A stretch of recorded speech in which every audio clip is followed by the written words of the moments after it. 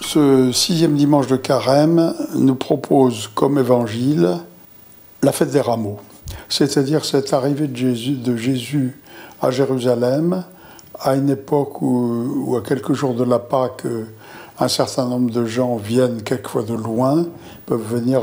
Il y avait une communauté juive en Égypte, donc il y a des gens qui venaient d'Égypte, il y avait des gens qui venaient de l'ancien empire grec, d'Asie mineure, etc. Tous ceux qui pouvaient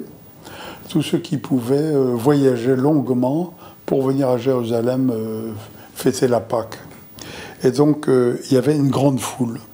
Et quand les gens ont appris que Jésus venait à Jérusalem, ceux qui avaient fait eux-mêmes un voyage important, se sont mis à couper des rameaux, à couper des branches de palmiers, etc., à faire au fond un mini triomphe à Jésus qui est entré assis sur un âne, hein, avec un petit ânon à côté, et il est entré dans une forme de gloire, vous voyez, une gloire modeste, hein, assis sur un âne, c'est pas un grand carrosse, mais il est rentré quand même dans la gloire à Jérusalem, quelques jours avant d'être crucifié. Cette proximité des deux événements est quelque chose d'impressionnant. Ouais, ça nous montre à quel point le combat entre le bien et le mal, vous voyez, est permanent, et que là on a l'impression que le bien triomphe, hein, eh ben non. Au contraire, ça va exacerber, ce mini-triomphe de Jésus va exacerber la haine de ses ennemis, et si vous voulez, favoriser la conspiration finale qui va aboutir à son arrestation. C'est impressionnant, je trouve, de voir à quel point le combat entre le bien et le mal est un combat d'une intensité, d'une puissance. Et quand Jésus nous a donné la parabole du bon grain et de l'ivraie, il nous a bien averti que ce combat ne cesserait de monter d'intensité au fil des siècles. Vous voyez, le bon grain et l'ivraie croissent ensemble, et vous ne pourrez en aucun cas, voyez, débarrasser le bon grain de l'ivraie. Non, non, ils vont croître ensemble. Ça veut dire que le combat va augmenter d'intensité. Eh bien, il nous faut au fond, avec le récit de la Passion, en quelque sorte un résumé de ce qui va être la suite du combat jusqu'à la fin des temps. C'est-à-dire que nous avons à la fois, avec ce dimanche des rameaux, l'impression que le bien est en train de triompher, et quelques jours après, à cause probablement en partie de ce triomphe, la conspiration s'est nouée avec une vitesse énorme, vous voyez, pour aboutir à l'arrestation de Jésus le jeudi et sa crucifixion le vendredi. Impressionnant, je trouve. C'est une leçon pour nous tout à fait extraordinaire. Alors, vous voyez, le fait que Jésus ait connu cette gloire éphémère, si vous voulez, montre bien que le bien peut avoir dans notre monde des périodes où il est honoré, glorifié, encensé, etc. Il y a des périodes de richesse spirituelle. Tout au long de l'histoire de l'Église, il y a eu des périodes, si vous voulez, où véritablement il y a eu une montée de l'Église. Hein. Mais il faut savoir que c'est toujours fragile et précaire, parce que si l'Église monte à un moment dans la sainteté, ça aiguise encore plus la haine de ceux qui veulent sa mort. Et donc c'est pour ça qu'il faut s'attendre en permanence à un combat qui monte d'intensité.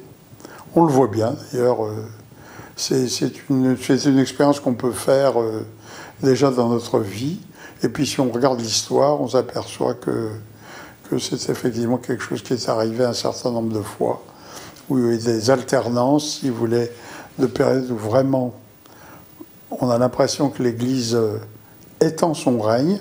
Pensez par exemple à cette période du XIXe siècle qui a vu les missions prendre une dimension extraordinaire, et en même temps, c'est une période où l'athéisme a grimpé et qui annonce 1905 l'anticléricalisme virulent, etc. Finalement, c'est à quoi? Quelques dizaines d'années près, à la fois l'extension du royaume de Dieu par l'élan missionnaire et en même temps la violence qui va déferler contre l'Église à la période de 1905. Voilà, c'est une leçon douloureuse, mais c'est la leçon de la vie, finalement. Et le fait que pour Jésus, il y ait que 4 jours entre son arrestation, enfin 4 ou 5 jours entre son arrestation et ce triomphe des rameaux, c'est pour nous rappeler en permanence cette leçon-là. Dans Val d'Orsay, on voit beaucoup de gens, vous voyez, qui sont très frappés par ce triomphe. Ce triomphe va stimuler des gens qui étaient déjà en train d'être attirés par Jésus, et là, ils vont voir dans ce cortège, qui est d'une très grande humilité, d'une certaine manière, parce que Jésus rentre sur un petit âne, quoi. C'est quand même pas un carrosse ni un... Mais malgré tout, c'est quand même un triomphe avec les gens qui crient Hosanna au fils de David. Hein. Donc c'est quelque chose qui est quand même un réel triomphe du bien et de l'amour, et en même temps, si vous voulez, on est à quelques jours de la Passion. Alors ça, je crois qu'on peut dire que pour nous les prêtres, si vous voulez, c'est une leçon. Attention, nous pouvons avoir à un moment des joies pastorales importantes et avoir l'impression d'avoir réussi véritablement quelque chose. Il faut savoir que c'est toujours fragile. Il ne faut jamais se glorifier d'une période où, entre guillemets, ça marche bien, où la pastorale marche bien. Il faut se dire en permanence, Seigneur, guide-nous, parce que nous savons très bien à quel point la passion est proche, si vous voulez, du triomphe des rameaux. Ben, si Jésus lui-même a voulu vivre ça, c'est vraiment pour nous rappeler à la prudence, oui, et à la vigilance, de ne pas nous laisser endormir ou voir, si vous voulez, un succès pastoral nous monter à la tête. Au contraire, il faut toujours garder une profonde humilité, puisque le Seigneur lui-même, c'est véritablement par l'humiliation de la croix qu'il nous a véritablement sauvés.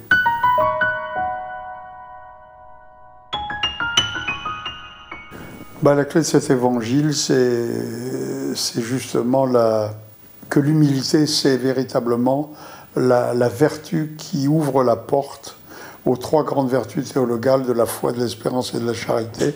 Ce qu'on trouve sur le fronton de Conques, si vous voulez, on voit la petite fille humilité qui ouvre la porte à la foi, l'espérance et à la charité. Il ne faut jamais quitter l'humilité. Si vous voulez, le plus grand péché, c'est l'orgueil. C'est ce qui a perdu Lucifer, mais c'est quelque chose qui est toujours un danger qui nous guette. Attention à l'orgueil. Attention à la vanité, attention à ne jamais confondre, si vous voulez, un succès réel, vous voyez, avec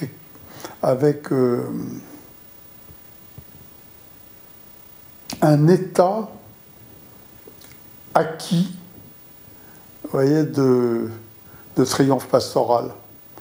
Il faut être extrêmement prudent dans ce domaine-là.